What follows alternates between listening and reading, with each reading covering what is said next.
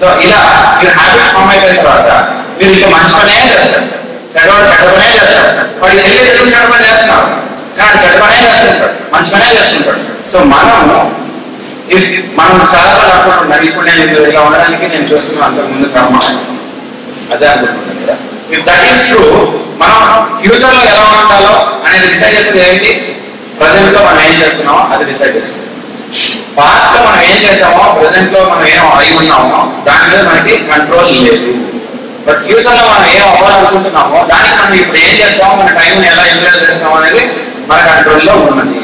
So దయచేసి as a brother, as a fellow human being, as a well wisher, I request you with folded hands that please utilize your time to achieve your own goal.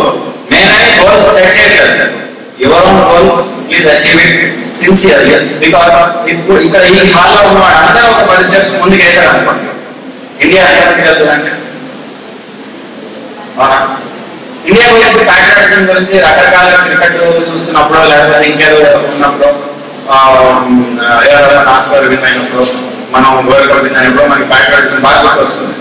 Patriotism అంటే silent and fruitful work. మన జీవితంలో మనం ఎక్కడ traffic police late కావాలని signals jump చేయము. That is a beautiful life.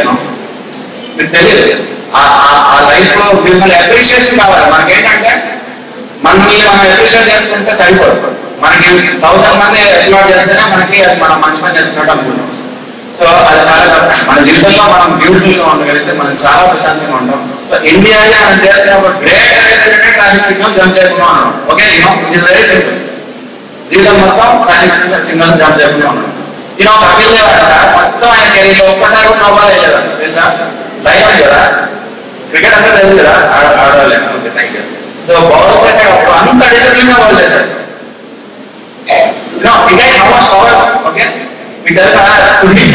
You need some strength, but not to hit that you can hit. It takes much more strength. మీరు మనిషి మిమ్మల్ని provoke చేశారు, you want to hit back, మళ్ళీ మీరు అతనికి ఆ రివెంజ్ తీసుకున్నాం అన్నమాట. ఇట్ నీడ్ సమ్ స్ట్రెంత్ కదా, అతన్ని బీట్ చేయాలంటే స్ట్రెంత్ ఉండదు, బలం ఉండదు. కానీ మీరు డెఫినెట్ గా మీరు అతన్ని హిట్ చేయొచ్చు, అతను పడిపోతాడు, ఇంక మళ్ళీ జీవితంలో లేవడం అని తెలిసినప్పుడు కూడా మీరు హిట్ చేయకుండా ఉండడానికి ఇంకా చాలా స్ట్రెంత్ ఉంది, ఇంకా చాలా స్ట్రెంత్ కావాలి. Okay, so be that strong, aim very high, plan your life, long term goal ఒకటి డిసైడ్ చేసుకొని. I think I suggest this to so many youngsters that take off 1 week of your life. ఒక 1 week దాదాపు ఒక 4-5 days కానీ 1 week కానీ మీ జీవితాన్ని తీసేసేయండి. Leave పెట్టండి, ఒక రూమ్ లో lock yourself. Okay, food అంతా తెచ్చి పెడితే బాగుంటుంది. సో ఆ రూమ్ లో ఉండి ఒక బోర్డ్ పెట్టుకోండి, మంచి పేపర్స్ పెట్టుకోండి. What is in your mind, right it down. What you want to do with this life, right it down. What is your ultimate goal, right it down. If your ultimate goal is to marry and beget children and వాడిని స్కూల్లో చేర్చడం, వాడిని పెళ్లి చేయడం, వాడి పిల్లలతో ఆడుకోవడం, ఇదే అంటే ఎనీథింగ్. ఓకే, దానికి పెద్ద ఏం అవసరం లేదు. బట్ మా కన్సర్న్ ఏంటంటే ఇండియా ఇంత human resources waste. Okay, so if you want to reach something hire, something better than what you already have, please plan your life for 1 week. ఒక లాంగ్ టర్మ్ గోల్, అది reach అవ్వడానికి ఒక series of short term goals పెట్టుకోవాలి, time oriented goals.